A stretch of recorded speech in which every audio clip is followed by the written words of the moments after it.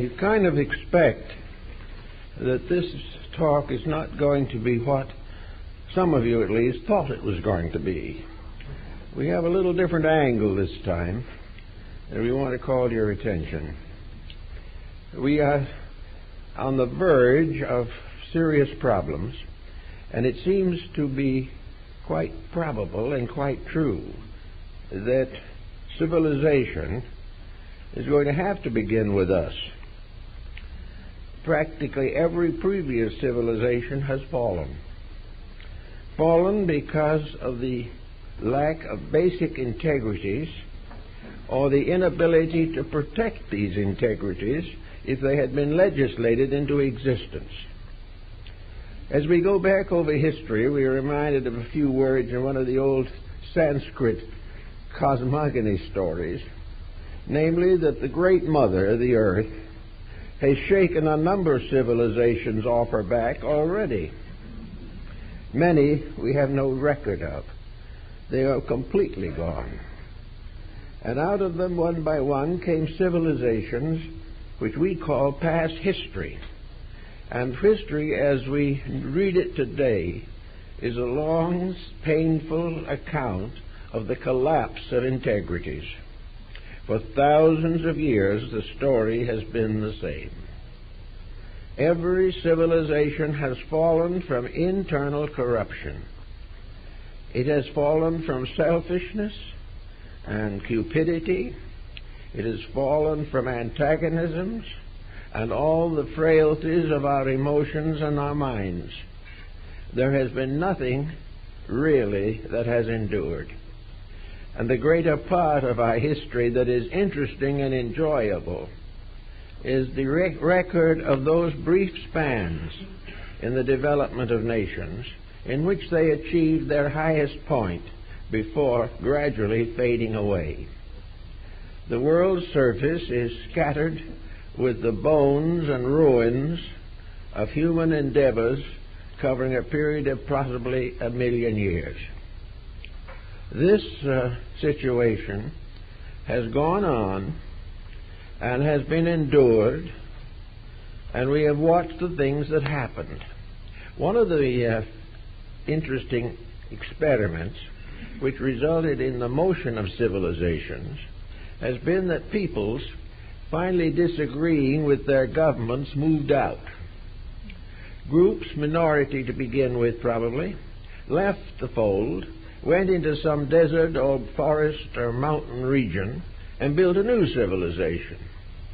They had hardly got it finished, however, before they were making the same mistakes as were going on in the world around them.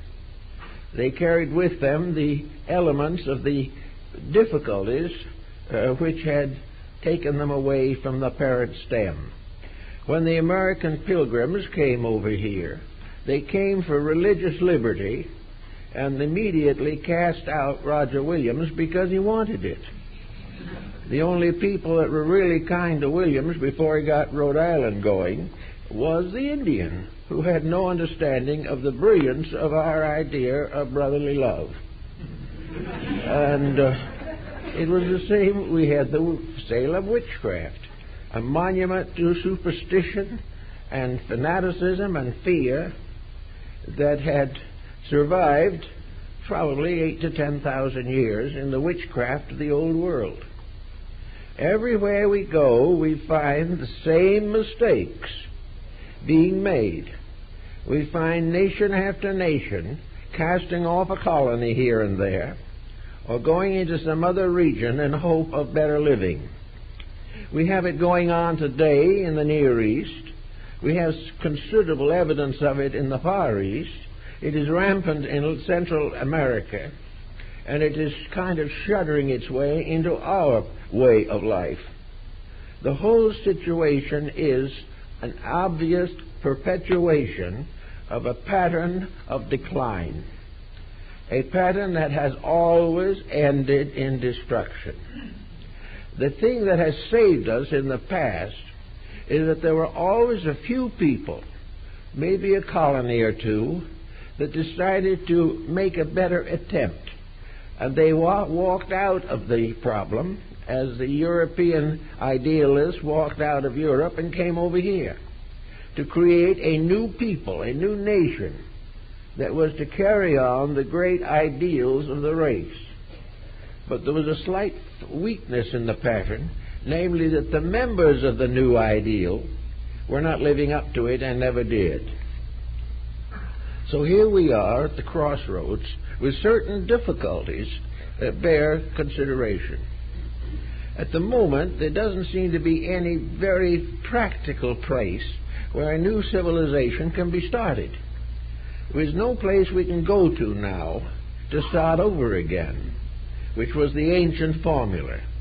Civilizations were perpetuated, or the process of civilization was perpetuated by breaking away and starting over again. Always it was something new. The Medes and the Persians, the Greeks and the Romans, the early Christians and the Renaissance, the old world and the new. People were moving to leave behind their difficulties. Archaeologists are now tracing the histories of ancient people by broken pottery. And it has been well noted and written up by a number of authorities on the subject that the most useful way of tracing a civilization at this time is through its garbage. In other words, the refuse of that civilization. Moving here and there, or even semi-permanent, there were always piles of refuse.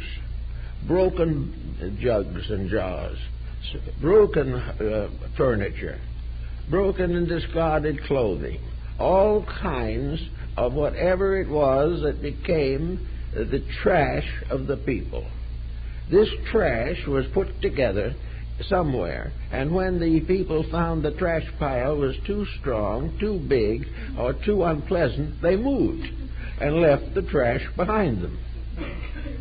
To my mind, this is a beautiful description of political culture. We are reading and studying today what was in the trash pile of antiquity, but we haven't learned the lesson. We haven't realized that these records are all the records of incompleteness, insecurity, inefficiency, and lack of ethics. The Romans were not really destroyed by the Huns or the Goths. They were destroyed by the corruption of Rome. The Romans became so bad that nobody could live with them. They couldn't live with themselves. So they gradually faded away, but they had already captured and enmeshed the Greek culture, which more or less disintegrated with them. All of the old nations, Egypt, Persia, India, went through these periods of disintegration in which old ways broke loose, fell apart, old laws were inadequate, old codes of conduct were inefficient, and every so often the great reformer arose.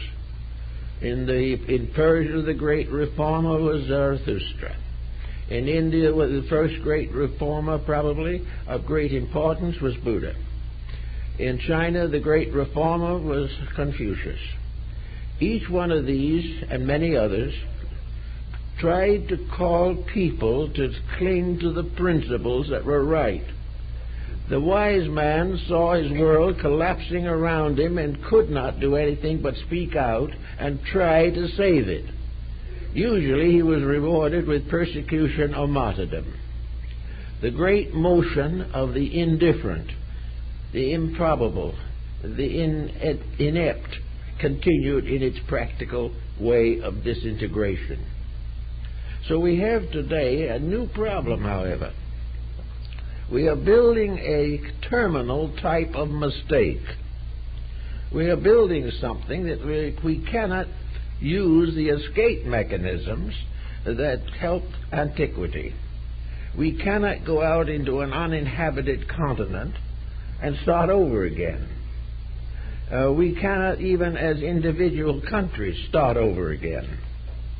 we are in a position in which we come to what might be called the ultimate decision. Things have to be solved at this point. We have never been before on this planet, as far as we know, in which a human being could invent a destructive instrument that could depopulate the earth. We have never had a mass disaster. Continents went down, and other continents arose. Civilization after civilization vanished in ashes. But there was always an open front. There was something new, something possible, something achievable that helped us to be cheerful in the midst of our problems. Now we are in a position where every part of our fallacy has descended on us at once. We have inherited the mistakes of the past and built on them with considerable skill. We have more mistakes, more problems, more disasters, probably, than ever before hit the world. We have had wars and the rumors of wars since men threw rocks at each other. But in this century, we have had the two most deadly wars that have ever been fought by humanity. We have had all kinds of magnificent mistakes.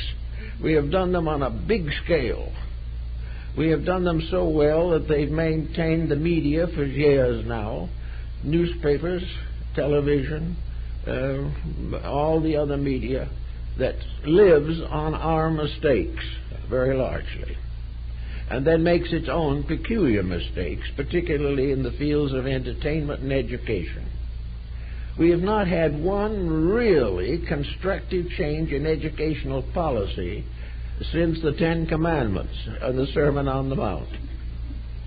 We have had all kinds of schooling, all of it fatalistic, all of it intent upon perpetuating a civilization that has never really earned the right to be perpetuated. Now, this might sound a little dour to start off Sunday morning with, but there's a point here that we want to make, and that is, within the last 20 years, we have seen something happening. We have seen people beginning to worry, really worry, for the first time in a long while. We begin to see people wandering around saying something has to change. Something has to be done to break this, to change this, or it will destroy us. This is the first time the average person has settled down to this type of thinking. It's the first time we realized that there was no way out except to improve, and that if we failed to improve, we would be in very serious trouble. Now, the press has told us in the last 2 or 3 years of vices, secret and public, that were encouraged and manifested for centuries in the Roman Empire. The Romans were just about as dissolute as any people could be until we came along and topped it. And nobody cares anymore. Crime is the type of thing in which the individual has no respect for the lives of others, has no intention of becoming a self-responsible person. Escaping through narcotics and things of this type, he can look back if he wants to and see how every civilization that went to pieces did exactly what he's doing now. They are breaking the rules, and by breaking the rules condemn themselves. Now, it's not in nature to destroy, and it has not been the intent of nature to create humanity and carry it down through 1,000,000 years of various experimental activities to wipe it out. The end of the purpose of mankind was to become a people worthy of survival. And nature will continue to remove those who prove they will not work for survival. But nature is not going to destroy the labors of millions of years in the evolution of life. It is simply going to do what it has always done, clean up a mess when it can no longer clean itself. So here we are now, and we say civilization must begin with us. Civilization must begin with now. It must begin with the generation to which we belong. Some of us may not live to see it happen, but the work has got to be begun now. We must begin to recognize the values that are involved in survival. We must and will have to face the need for a complete house cleaning. We're going to have to get over superstitions that we have cherished for ages. We are going to have to get rid of ideas that we believed were real and never did have any reality in them. We must begin to understand that there is no such a thing as fighting our way to a state of peace, nor is there any way of punishing our way to the abolishment of crime.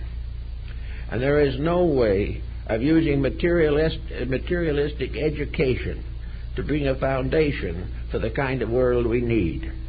This whole pattern is simply drifting the old way. But this time, there are certain differences. One of the differences is communication. There was never before been a time when any average person sitting down at the breakfast table has been in the position to know what is happening in all parts of the world and why. We have for the first time the ability to judge the world globally, to judge it as the vast instrument that it is. There never has been a time before where the human being, in his advancement of social living, has had more to lose than he has now. The Romans had only the Romans to lose. We think now in the losses of continents and races. There was a time when we depended entirely upon one culture, our own, and killed half the race trying to maintain our own position. Now we realize that we are faced with a polyglot culture that has to be accepted. At one time, we did not tolerate any religious notion except our own personal one. We belong to the only true faith. This is obviously breaking down very rapidly, and the possibility of the recognition of a world religion begins to dawn for the first time. If we could get rid of religious conflict, we could stop half of the wars that might otherwise arise. So we are here at a point of decision, and we are here at a time when very careful thinking by groups of people, this is eminently necessary, and it is happening. We get literature every day here from organizations, groups, individuals, working sincerely and desperately to find answers to the problems. And the only resistance to these answers lies in the entrenched orthodoxy that exists in all realms: political, social, economic, industrial, and religious. We are locked in a pattern, but we are breaking this pattern in every direction. Now, some of this breakage is going to be painful, but it may be the breakage that becomes the beginning of a new world order. Actually, Nostradamus in 1560, writing his quatrains and sextains, which have become famous throughout the world, declared that in the last years, the closing decade or so of the 19th century, there was going to be the greatest upheaval in the history of the world. But he says something else that kind of takes the worst taste out of that. For he says, in the beginning of the 21st century, the Prince of Peace shall come. Now, he has been correct on so many points that it is not impossible that he could be correct in this one. He was correct in Hitler, he's correct in Mussolini, he was correct in Louis XVI, and many, many others. And there is no reason to doubt that he could be right again, that the Paraclete, the Prince of Peace, will come after the end of the present century. Now, whether this is to be understood as a person, or whether it is going to be a great wave of enlightenment, a great wave of integrities, which will allow the individual to relax and believe in truth for the first time, perhaps, in history, without being afraid of dismal consequences. Now, to get to the point of the matter, we do realize that public opinion is a very important instrument. The thing that has not been aroused up to the present time has been what might be termed the mass thinking of the world. This mass thinking has been largely dominated by conditions of survival. It has been dominated by economic pressures. It has been dominated by social customs and patterns, which have disabled it so far as a guiding force is concerned. But the voice of the people remains the voice of God. But the people have not spoken until now. One generation after another has gone down in silence, or has escaped into some political exile to nurse its wounds. Now, however, the world people are being aroused as never before. The probabilities and possibilities of a world union in which the despotism of the few will be made impossible by the integrities of the many. This is a world now in which the average person who has preserved their integrities in spite of the difficulties, or if they have not been able to preserve them, have wished that they could and would be glad to apply them when possible. That this pattern is building up as never before. It is building up in a way that must incline us to realize, or at least to contemplate, the fact that the new motion is not going to come from a specialized group of intellectuals. It's not going to come from those who have been perfectly content to allow the evils to continue, but have regarded the great task being merely to chronicle them. We are not in a condition to enjoy this type of chronicling anymore. We need work. We need actual achievement. It is no longer useful to remember all of the misfortunes of the past. It is now necessary to stop copying them and not do the things that have always been desperately wrong.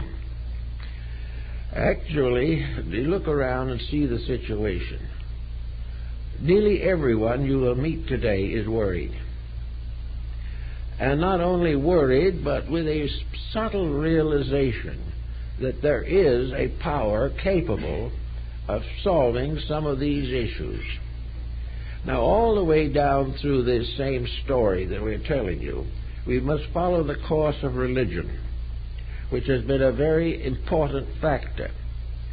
Way back in the beginning, religion was very largely shamanism. It was just the individual worshiping ghosts and making sacrifices to ancestors. Gradually, religion, however, has become a great moral force. It has arisen in every nation of the world and has been very much involved in all progress. With the decline or decay of religion, the fall of empire has been greatly hastened. Today, religion is one of the most important factors in the perpetuation of the improvement of the race. Religion, however, has fallen into the same evils that every other art and science has suffered from. Religions have been divided until today. 6 or 7 major religions are having this serious time trying to reconcile their differences. The differences of religion are just as dangerous to survival as the differences of economics or politics. The great basic factor that the human being depends upon cannot simply be physical leadership. There must be in the individual a realization that there is a justice beyond the corruption that we see. There has to be in the spiritually minded individual a faith in something greater than himself and a sincere belief that this greater thing is going to be victorious. Unless we have religious integrities to support us, our troubles will increase. And in every nation that has gone before, that has had trouble, religion has been involved in that trouble. And as religion declined, or was, we say, exiled from the daily lives of the people, conditions got worse.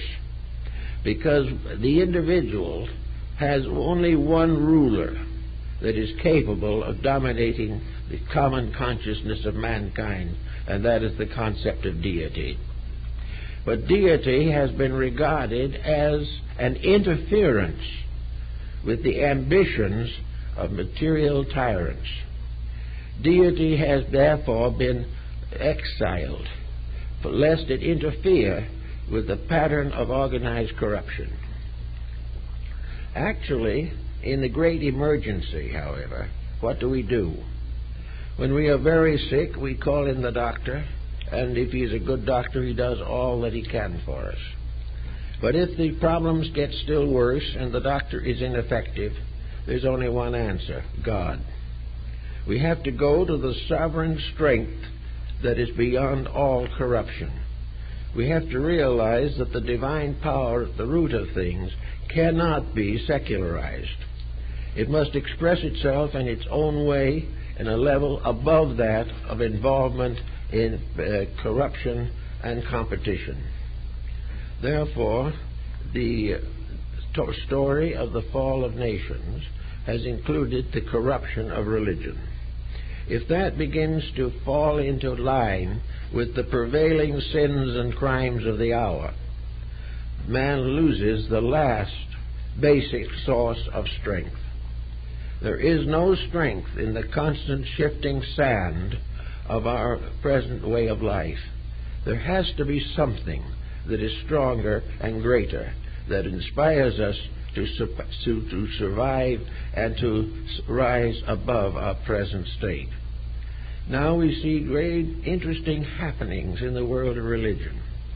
We are finding that the great forces of politics that have been determined to control by materialism alone are in trouble. It hasn't taken them 2,000 years to get into a difficulty. They've done it in 25 years.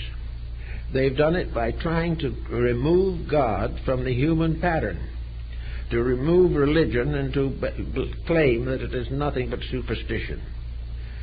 Actually, the way we live now is the ultimate superstition, and religion is our one hope of truth. Actually, therefore, the gradual motion of religion is now cooperative. Little by little, faiths are becoming more mutually understanding. There are still things to be solved, but the actual religious conflicts that we see today are part of a very educational process. We can see, for example, for the first time with certainty, that ultra-sectarianism is not only the cause of religious destruction, but of the destruction of human hope. The differences of religion are becoming painful. It's becoming obvious, perhaps for the first time, that average persons, quiet, simple persons, are beginning to realize that all religions are merely names for one spiritual necessity, that we are absolutely dependent upon faith when all else fails. Actually, Plato observed on one occasion that the end of all philosophy and wisdom is the building of faith. All wisdom leads to the realization of the presence of the divine power.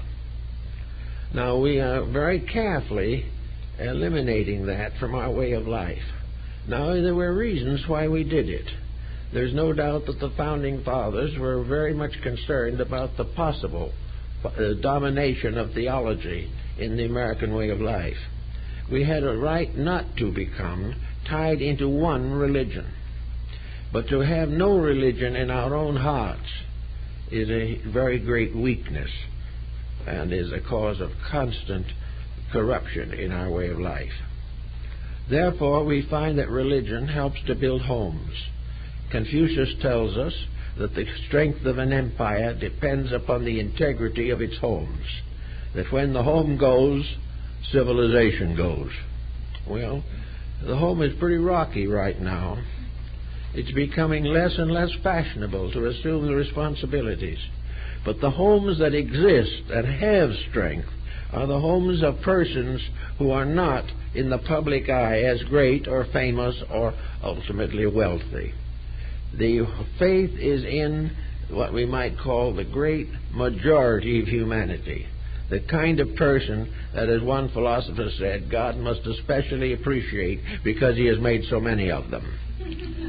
Actually, the home is another bellwether of what is happening. It is telling us, without our being able to really understand, that this great dash to freedom, in which we know no more responsibility, and that life is ultimate and absolute gratification of our personal desires, this has destroyed every culture through which mankind has passed. It has destroyed the individual completely, leaving him a victim of immorality, of dissipation, and colossal egotism. It has left all the world in trouble simply because the individual is determined to live his own life in a universe in which there is a universal law that must be respected. So we watch and we see what happens all the way along. But we see two things that are rather interesting. Actually, at the moment, the two civilizations, so-called, alleged, that were devoted to atheism can't make it work. Instead of it being the great liberator from superstitions, it has been the great enslaver to tyranny. It has been proved definitely that materialism can never dominate unless the inner life of man is wiped out. And, unfortunately, the inner life of man is immortal. And the only thing that can be wiped out is the materialism.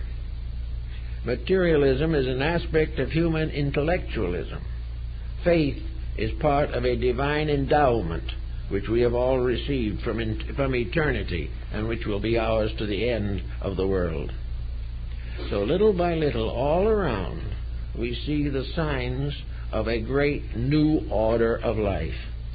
We see the rise of virtue out of the worst drop in decadence that we have ever seen.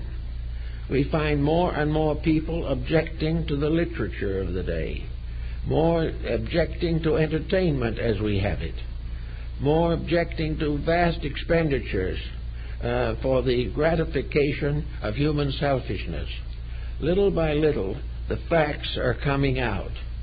We want them to come out by diagnosis, not by autopsy. We want these facts to be available while they can be cured.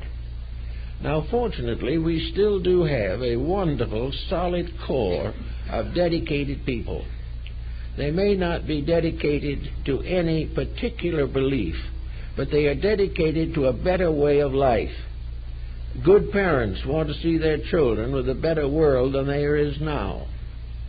Every nation wants peace, wants security, and wants the right to live. Every nation, with its faiths, wants these faiths to be respected. It is not necessarily out to proselyte, but it is as part of its life that we should worship the same God in the words and language of his own race and people. But there is a tremendous renaissance coming on.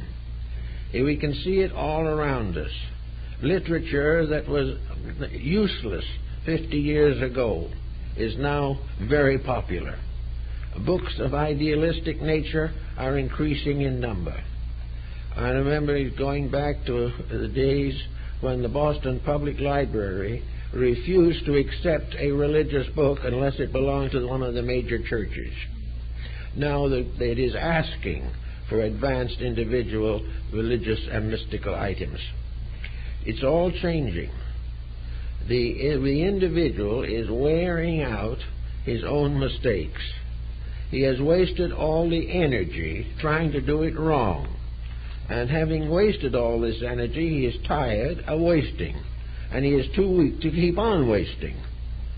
The only answer is a new vitalization of our way of life, a vitalization that is based upon the restoration of the integrities of mankind.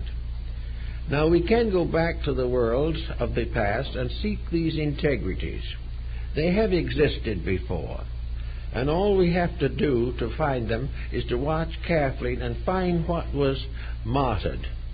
And we will find that the good things were the ones that were martyred. We will find the ones that were cast down by tyrants because they interfered with tyranny. And they are the things we should remember. We remember things that were lost to us because only minorities accepted them, and the majorities swept over them like a wave and destroyed them. So we know that from the beginning human beings have tried to think. They have wanted to do things better. And in every case they have been blocked by internal selfishness. Now, as we go into a new age, however, there are a lot of people now who think that they are pretty nice folks who are going to run into certain embarrassments also. We're going to realize that the changes we make and must make are not going to be always pleasant. We're not going to be able to continue to float around in a world of roses and old lace or something of this nature. We are going to face changes that may be difficult, and the only strength for those changes is within us. We are not going to be supported by society, which will probably be in much of a chaos for some time. But we must depend by making decisions in our own lives whether we are going to be true to realities or cater to ourselves. This is going to be a decision that nearly everyone will have to make in some way. One of the ways will be certain losses or riotous living. We're not going to be able to break all the rules simply because we feel like breaking them, or because it's a little profitable, or because it's a little exciting. We're not going to be able to maintain a way of life that is completely without basic integrities. No, also we're going to have to search a little bit inside of ourselves and find out about these integrities and what they mean. Now, the average person probably has some pretty strong constructive moral implications in his life. He has internal beliefs, and if someone accused him of not having them, he'd come to the defense of his integrities with considerable vehemence.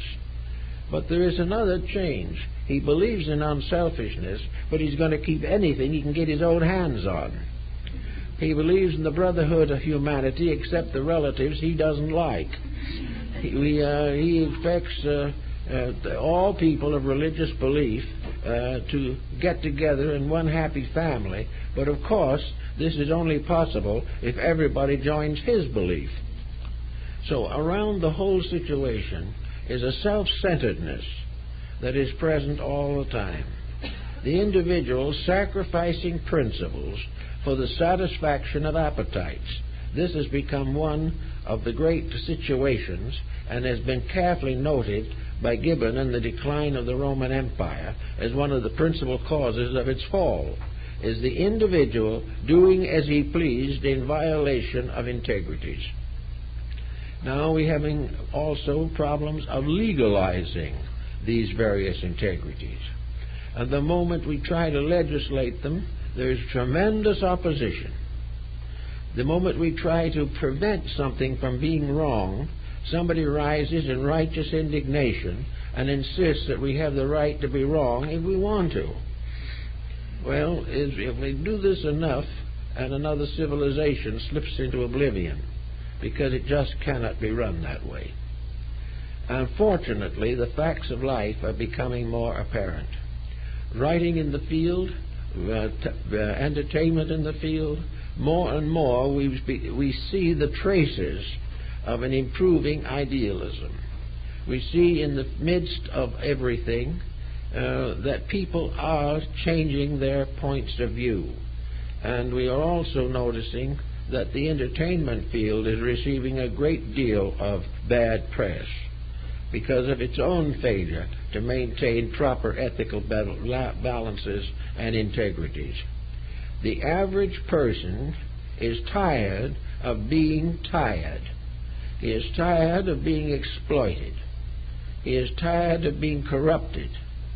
And he is tired of the idea that everybody can do whatever they please and leave him in the lurch.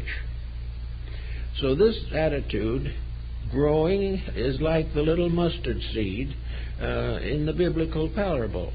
The mustard seeds of good intention are beginning to grow. There is more and more emphasis upon the development of personal integrities. There is less and less acceptance of the conditions that we have known. The exposés of the delinquencies in education, in business, in policy, in sports, in everything. We begin to see a world that is simply honeycombed with corruption. It is something that never before have we seen in our time to the degree that we see it now. Now, the great hope of it all is that seeing this, realizing it, and perhaps being among those who suffer from it, there's going to be the strength to stand up for integrities and prepare for a new way of life. This new idea of a new way of life is getting into literature these days. It is being talked about. Organizations, large and small, all around, are building for the concept of the great change for the better. That there are going to be new morals, new ethics, new principles. That we're going to transcend competition, and that cooperation will be the power that saves humanity. Actually, the one or maybe two great principles involved in this, which we all have to face, one is personal ambition, which is the cause of one area of corruption, and the other is wealth, which is a cause of the other great wave of corruption. The individual must expect, therefore, to change his attitudes on these things and to realize that we are all here as tenants in a universe of potential beauty. We are going to be forced to face what we're doing. The air pollution problem, the water pollution problem, the loss and corruption of natural resources, all these things add up to the dynamic need for change. And we are not going to be willing to really change just because we should. We're going to come to it because we can't survive and can't live and can't stand the situation as it is. So the hope of a new generation of people, the hope that the children of this generation will come into a better world than we did, and will have a better way of life than we have known, that this is possible, that gradually various institutions are going to change their ways. Nearly every group that we have fostered as being so wonderful we could hardly stand it has now been mixed up into scandal and corruption. We are no longer able to be proud of science. We can't be proud of art or music or literature. We can't be proud of any of the achievements of the individuals, except in a very few cases. For the most part, we have to regret practically everything that is happening. And in regretting, we face a continual expose of this material. We find constant use of false and fraudulent means of accomplishing any end that will add to money or fame. Well, most people are not planning to be famous, and not particularly planning to be rich. But this pressure has moved legislators, it has moved cultures to make laws to favor the very things that are causing trouble. We are not trying to actually cure crime, we are punishing it. We are not trying to educate people, we are trying to make conformists out of them. And we see one great industry another going into bankruptcy. We find this tremendous surge of refugees coming into this country and into other countries also. The tremendous mixing up of peoples trying to find a way of life to survive. They are not here because they want to be rich primarily. Some do, no doubt. But they're here because they do not want to be murdered. Situation. Militarism as a solution to problems is becoming obviously impossible. The only thing it can do is multiply the miseries, tragedies, and pain of humanity. Somebody has to solve it. And there's no reason why a solution is not possible. After all, there are enough people in the world to get along together so that these things are not necessary. They are done because of special profits to privileged groups of people. They are here because they always have been, and that makes it necessary. They are here because we haven't the strength to change, and we haven't the willingness to make adjustments in our own personal lives. Now, in our field of activity especially, there are certain recommendations that seem to suggest themselves. People come to me all the time with their problems. Most of these people that come here and come to me are good people. They are people who want to do the right thing. Some of them, however, don't have the strength to do it. They don't have the ability to rise above painful and difficult relationships with each other. They are not able to stand the prospect of pain or disappointment or disillusionment. Therefore, they cling to the little fallacies which they feel have made life possible for them. Actually, most of these people need a kind of refresher course in how to live, because there are things that we can all do reasonably and moderately to be helpful. One of the first things that the individual has to realize is the importance of being a citizen of a civilization.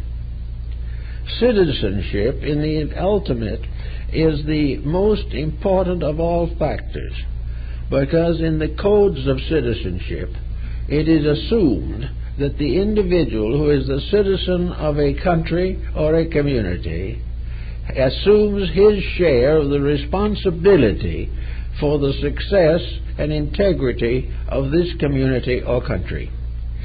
He is here to protect the values of the citizenship which he attains, or which he is born with.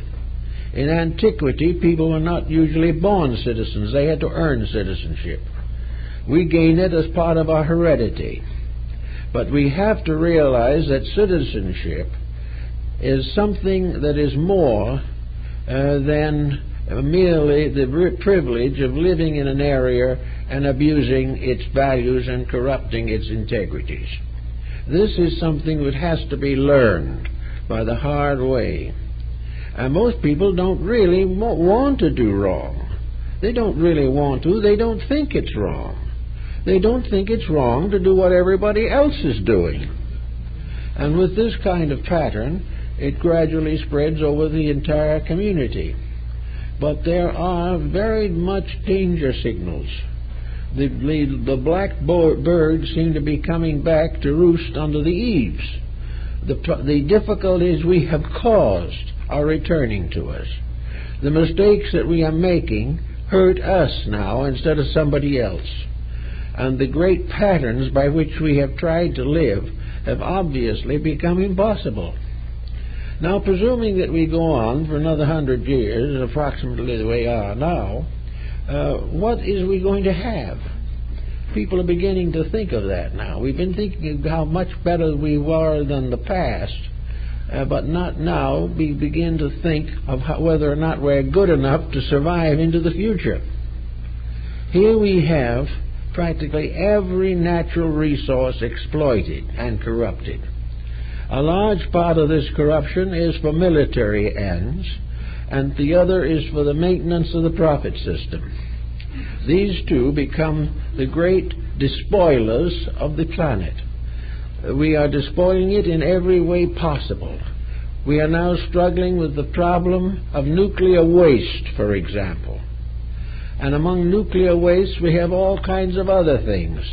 We have all kinds of acids and toxins and insecticides and everything you can think of pouring into our streams, rivers, and oceans. This can't go on forever. And yet nobody seems to be willing to get along without it. And the great cry that goes up when you talk about this is that if we don't do these things, there'll be no profit. We won't make any money. And even more intimately important to the labor unions, we'll have no employment for them. Employment depends upon following processes, apparently, that destroy people. Employment depends upon the corruption of the planet. Employment depends upon a heartless competition. Without it, these people won't work. And it's going to be very hard to get people to vote themselves into unemployment. So all these things tie together in patterns which the human being does not know how to break through. He does not know how to change these things, which he knows should be changed, but can see no way of making these changes without desolating himself and perhaps his entire community. Well, this seems the way it is, but that's why we're building up this particular problem. There is going to be the time, and it's not too far off, when we are not going to be able to do some of these things. That we are not going to be able to have so many cars we can't move on the highway. We're not going to be able to have so much of everything that there's a glut on the market, that one after another great corporations go bankrupt from competition alone. All these things are moving forward. Gradually, every day we read of something that is falling apart.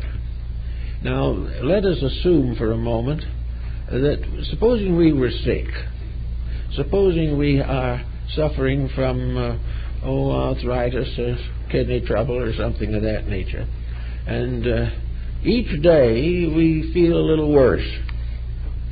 And of course we don't want to change our eating habits because we're accustomed to those, so we feel a little worse. Then we find that we're having a nervous tension with our relatives. Well, nervous tensions arise, nothing you can do about it, so we feel a little worse. Then we discover they passed some new rules that are throwing a tax on us more than we ever paid before. We feel a little worse. Also, we sit down for an evening of entertainment and we feel a lot worse. So we go along and we get feeling badly, but we see nothing to do about it. So finally we go and buy a couple of bottles of diet pills or something and think we're struggling with virtues. But as we go along, we feel a little worse. And after a long time of this feeling a little worse, someone said we should go to the doctor and see about it. No, we don't want to do that. That's the last thing in the world we want to do, because he's going to give us a lot of pills. And he's also going to give us a bill that will stop us in our tracks. So we don't want to do that. Now, the doctor in this case would be a consideration of the values and facts of life. But we keep on getting sicker and sicker. And finally, we have to have a doctor. And the doctor tells us that we do what we should do, or we don't survive. And if we come too late, we're not going to get well anyway. So we gradually find that humanity is like this. It's feeling a little worse all the time. But it just doesn't want to talk about what to do about it, because this would interfere with something. And after all, we have another problem that we have to face, and that is no matter how well we live, we're not going to last forever anyway. So all these things add up to a great status, and we are going to suffer anyway. But this is not really what's happening. The things are a little worse every day, and more people are beginning to think about it. And as it gets a little further along, and we get into more trouble, one of these days, if we're a good democratic people, we're a democracy, we're going to vote against the things that are causing these problems. and we may discover to our amazement that we have more power than we think we have. There are none of these problems that cannot be cured. But in order to cure them, we've got to be intelligent, honest, constructive-minded, and optimistic inside, with a strong faith in a divine plan working behind all of us. With this type of background, we can survive better. We won't have to go to the doctor so often. And faith can be a kind of mental healing that really works. Integrity is a standard of living that helps normalcy of function. And as the human body will respond to decent treatment, so the world will respond to a decent method of management in which things can be done as they should be done. All of this nightmare that we have passed through since the beginning of history is a series of bad dreams based upon the mistakes that we have cherished and maintained and defended to the bitter end. Millions have given their lives on the battlefield to maintain false doctrines. Now we've got to begin to stand up and live to take care of good ones and see that they get fulfilled. It is one thing for a person to die for a conviction, but it is more important to civilization that he stands up and lives for a conviction and does the things that are necessary. We have, it would seem, about another 10 years before this thing is going to get pretty bad. In the meantime, we can all start taking care of the problem.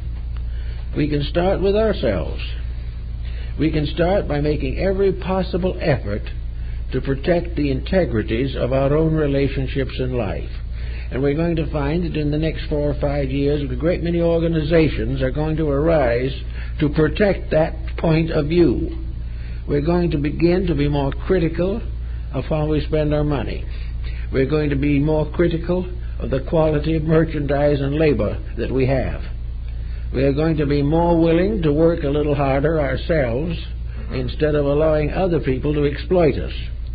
We're gradually going to also realize the power that the individual has in the reformation of his community, the power of being right in the first place, and gradually withdrawing his contracts and contacts with things that are wrong. He will finally become capable of measuring a good product when he sees it. He will not be fooled and deceived into constant extravagance for things that he doesn't need. He is not going to be what Will Rogers referred to on one occasion as the man who drove his way to the poorhouse in a brand new Cadillac. We are not going to do the things we're doing. Look around us and we'll find riotous spending, spending that is based on desperation, desperate trying to forget the integrities which we don't want to apply.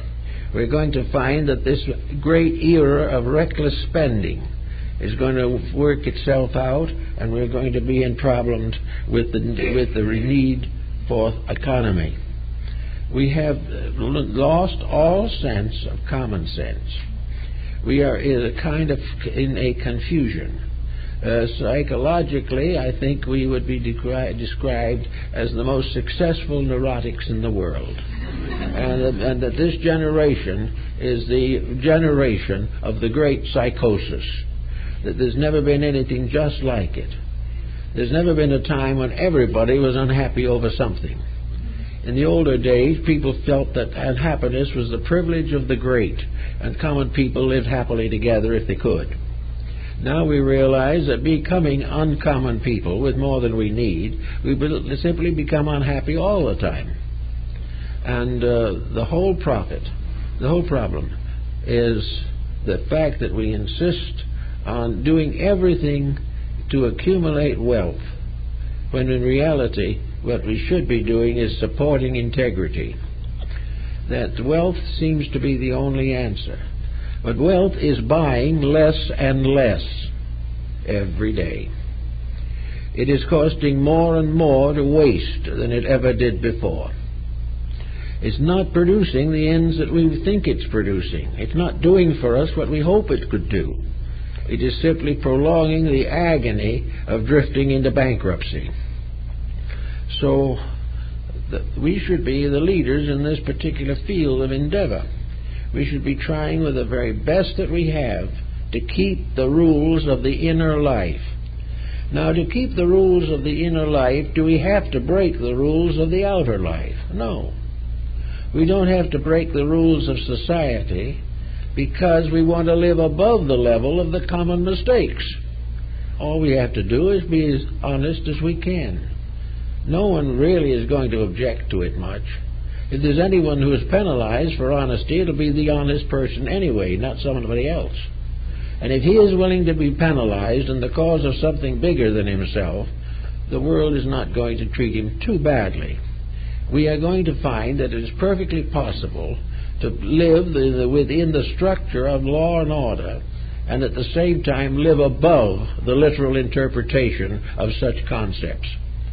There's no reason why we should say that the criminal law is wrong, but we can live above it. In order to get mixed up in it, you have to be a criminal. This way we can do what we can to live the life of an intelligent, honorable, integrated person. If we have any problems that need special care, we can always have counseling. But counseling, for the most part, except in exceptional cases, is not necessary. We can have a sit down, have a heart-to-heart talk with ourselves and get the best counseling there is. Because the individual down inside of his own nature, if he keeps quiet and thinks about it, he knows when he does wrong. He knows when he is not doing what he should be doing as a member of society. Now, the peer group problem has been one in the sphere of education that has been very troublesome. The young people are following the peer group. They are being corrupted simply because corruption is fashionable and is an indication of liberation from bondage to common sense, which is the problem that they are all suffering from. This peer group is always in trouble. The members of it become drug addicts. They become hopelessly involved in immorality. They lose all hope of any education or integrity. They're not even interested in it. And so this whole generation of young people is drifting to trouble. So last week we mentioned the idea of reincarnation being involved in some of these things, and karma. And the answer to that problem is very definite. These young people who are getting themselves into desperate difficulties are learning whether they want to or not. And the idea that they are destroying themselves has to be subject to a philosophical interpretation. We may destroy our body, we may kill ourselves, we may drink ourselves to death, but we do not die. Every one of the excesses and abuses becomes part of a karmic body of realizations and realities. And in spite of every mistake we make and every tragedy we get into, we are ultimately, inevitably immortal and will revive the values that we need. But we're going to do it the hard way. We're going to have a lot of suffering. We're going to have a lot of young people who don't know what to do about it. And we're going to have a group of elders who don't know what to do with it either. But if society rises in its proper attitude of construction, if we get values working, if we get into education ideas that educate rather than merely school for employment, if we get into religion and for a more honorable attitude towards the daily needs of life, and get into the labor unions more honesty, we can gradually change all of this. But the only way we're going to change is because we reach a point where we can't stand it any longer. The idea of the better person joyously going on to be still better is wonderful, but not common. But the individual who can't stand the problem, who can't continue, is going to become a hopeless member of society. And the very exploiters who are exploiting the public will have nothing left to exploit. They will have destroyed the very exploitation fields which they have developed. I think Mr. Nostradamus is probably pretty nearly right. Within the next 15 or 20 years, there may be a great leap into the future, a leap that is encouraged and sustained not by writing, not by motion pictures, not by television, but by the average person seeing for himself and being unable to deny the absolute need for change. He is going to realize that he can't take it himself any longer. When the other people were taking it and he wasn't, he was comparatively secure in his own thinking. But when he becomes one of those who can't make it either, we will see changes. Now, we are finding changes in some places that are resulting in very grave military and criminal actions. We are finding revolutions and tyrannies and terrorists. All of them are byproducts of a series of building up of mistakes. But the actual answer to the problem is that they also, to a large degree, are supported and sustained by false values. Values which induce fanaticism or cupidity or ambition or resentment or revenge. All of these negative emotions. As the conditions clear, there will be no need for this. Little by little, the individual will realize that there is no real use in all this violence. When integrity, when honor and right thinking constitutes the peer group, when the leaders and those most admired are those who live the best, you will find their great ambition to improve, a great determination to do better with ourselves and with life around us. Now, one thing that we as persons, I think, must gradually outgrow is this constant negativeness that is coming up more and more among people, a sense of futility, a sense of constant fear, the question as to who will be the first to use the bomb type of thinking. We have to get out of this entirely. We have to realize that in nature there is no major disaster as far as the great truths of life are concerned. The individual can destroy a false way of life, but he cannot destroy life. He may damage his career as a material person, but the divine purpose for which he was intended cannot be damaged. There is not enough corruption in all the world to corrupt one honest person. He must have weaknesses in himself. He must be vulnerable to false attitudes. He must be in some way enslaved in the pattern which is causing his trouble. I think that you're going to see in the next few years a tremendous increase of insights. You're going to see a complete revision of education, which is foundation upon idealism rather than materialism. We're going to find that mechanization is going to gradually wear itself out. We're going to find that the individual who is hoping constantly, finally, to invent something to think for him, will in the end find that if he makes it, it won't agree with him. If he ever makes anything that really thinks, he will be ashamed of himself. All of these great changes, this tremendous congestion, this constant exploitation, every day a newspaper article of a plane going down, of another terrorist outbreak, of a great volcanic eruption. And a few days ago, I heard through a friend of mine who I've been interested in for some time of the terrible fact that the little pygmies of Africa are now being confronted with the bubonic plague. There will be plagues, there will be pestilences until we stop causing them. And the only way we can stop causing them is to develop and perfect a decency in ourselves, which is strong enough to carry us through, and to prevent other people from suffering as a result of mistakes which we also cooperate with. Now, you may say, well, what are we supposed to do all about this? How are we supposed to do anything?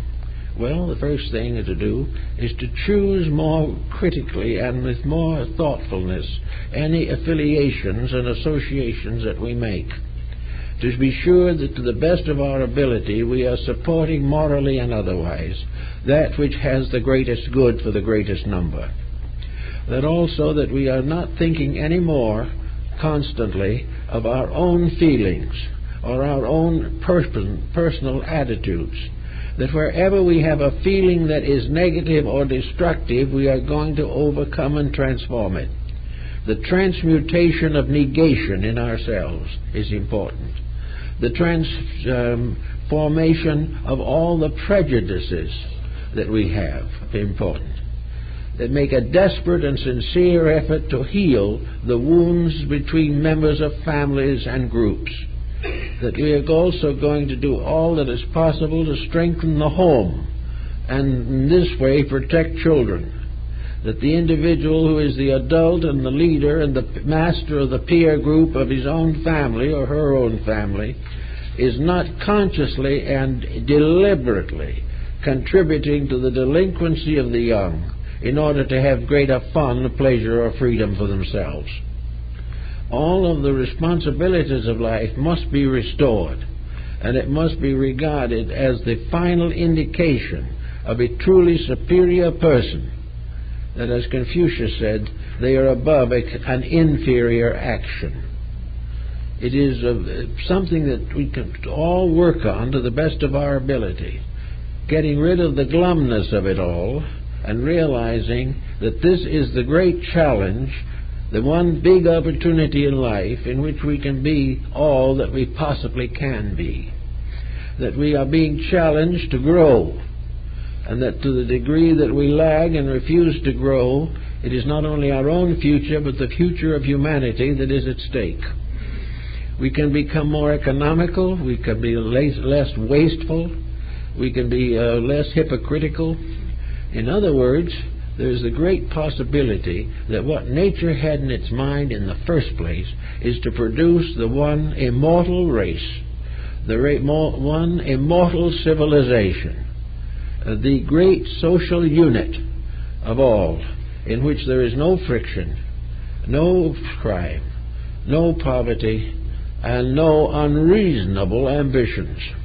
That we are going to do what we were intended to do, take the garden that was given to us in the beginning, be good gardeners, enjoy it, that we are going to have pleasant relations with each other, and the tyrannies and pressures and dishonesty of competition and exploitation will just simply not be there. And when they stop, we have lost nothing except pain.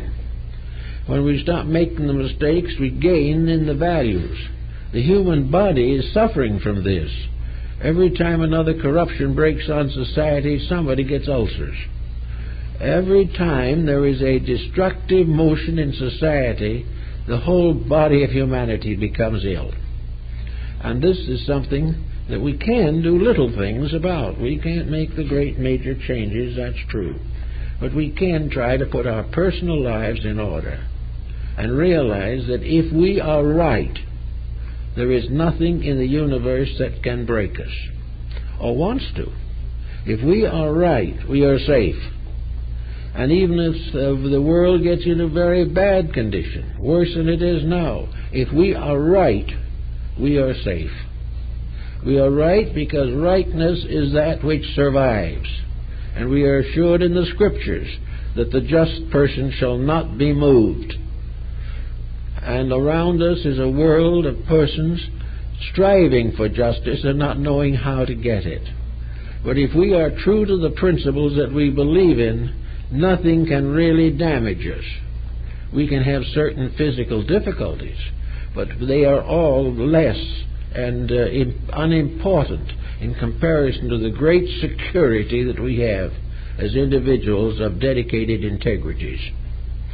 So if we want to get into this new age that's coming, and want our children to get into a new world in which competition and war and hate and crime will gradually be buried with the other sins of the past, we can help to do this. There can be no victory now in war. And Even this fact is suspending war. If there was any possibility of a single country being magnificently victorious, we'd have had it already. But nobody can win. And now there's nobody who wants to be the first loser. And no one wants to come to inherit or conquer nothing but a graveyard. So the very evil itself is stopping itself, preventing itself. And as we go along, coming a little wiser, because we are facing in more and smaller ways, like nuclear leakage and things of this nature, or we're trying to pour it into some ocean with a full realization that in due time it'll kill all the fish. All this is becoming ridiculous. We are painting ourselves into oblivion. And there is so much good in us and so much good in the world that we can't afford to throw it all away. And in order not to throw it away, we've got to get solidly behind true progress. And in every action that we make, every purchase that we make, every relationship that we set up will be carefully considered in terms of its integrities. And that in that way we can gradually weed out honesty. If the peer group in the world is honest, the rest of the world will follow suit. And if the integrities and proper religion, proper philosophy, proper arts and sciences, in their proper relationships, make better people, we'll all be for them and will support them. But if they continue to exploit us, we have a right to decline to be exploited. So in a sense, it seems to me that civilization does begin with us. We have gone through a number of different relative stages of barbarism, and we are in the midst of a magnificent tyranny. Now the putting it together into a safe pattern for us all is with us right now. The evidence is now so strong that it can no longer be questioned. And there is no longer on this planet any place to escape to and build a new world closer to our heart's desire. There is no longer a possibility of a utopia except that the whole world shall become a utopia. And that was what Nostradamus believed was going to happen. We were going to fight and fuss and fume a little longer and gradually wake up some morning and realize that we are suffering not so much from tyranny as from just old-fashioned stupidity. That we look at facts and refuse to see them, and we allow a few private prejudices or a little cupidity of our own to endanger the survival of a great motion in nature. Well, the motion is going to go on, whatever we do, but our relationship with it can be very difficult unless we move with it. If we support it, carry it forward, dedicate ourselves to that which is obviously right, we won't have too much trouble. We will have a pretty fair time. But if we keep on thinking of nothing but our own selfishness, or lose all moral control of our own children, or allow narcotics to take over, then we are going to find nature doesn't like us anymore. And first thing you know, she'll do what she has done before. She will shake another civilization from her back. We don't want that to happen. But of course, if we adjust and the civilization goes, we'll be standing there probably with not much company. But if we're right, we will survive. The question always is to be right. And the faster we get right, the quicker the world conditions will improve. But watch and now, look around you and see how definitely the changes are coming. We're waking up. We're waking up from a sleep not of a few years in our own country, but the sleep of ages. We have lived for centuries in a nightmare of selfishness arising from the delinquencies of an unconditioned and unevolved inner life. But we are now waking up. There is a little glimmer. The nightmare is gradually lifting. And one of these days we're going to open our eyes and see that we have been living all the time in a beautiful world which we have simply refused to recognize or had not had the ability to see through the miasma of our own neurosis. So in a little way, we're going to be all right. But let's get started at it before we have to suffer any more. And let every thoughtful person support in every way they can wherever something is done that is obviously right. That is right for not for profit, not for praise, not for gain, but right for the survival of human values, and right for the reestablishment of the universal and divine plan in the management of human affairs. Let us protect religion from exploitation. Let's protect science from the disappointments and tragedies with which it is faced. Let education educate. Let economics be a servant of public need and not a basis of exploitation. And let politics be a leader in the improvement of life. And let those who rule nations and rule communities rule from the standpoint of the same dedication that Confucius recognized and authorized, and which we find clearly stated in the New Testament. Let us build a way toward this better life for all of us in harmony with the great good that we know, the greatest truth that we have ever been able to have, and the deep realization in ourselves that the ultimate good of humanity lies in the recognition of the brotherhood of all that lives. Well, that's it, folks.